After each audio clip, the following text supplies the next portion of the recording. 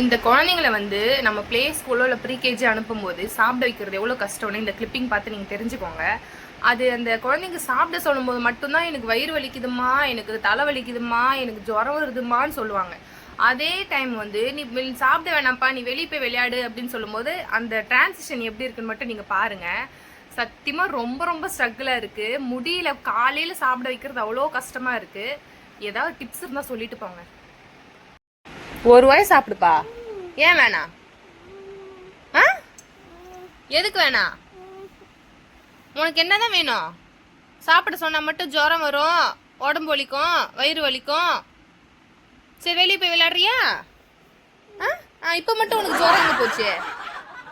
ஜுரம் வரலையா? இப்போ மட்டும் ஜுரம் அடிக்குது சொன்னியே, சாப்பாடு சாப்பிட சொன்னா. சரிந்தா, ஏய் வெளியே போய் விளையாடக்கூடாது. என்னடா நினைச்சிட்டு இருக்கிற? உனக்கு இதுக்கப்புறம் எப்படிதான் செஞ்சு தர்றது?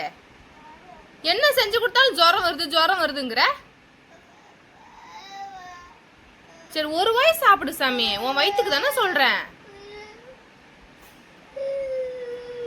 சரி சரி, நீங்க வா, அம்மாட்ட வா. சரி அப்ப இட்லி சாப்பிட்றியா? சாம்பார் சாதம்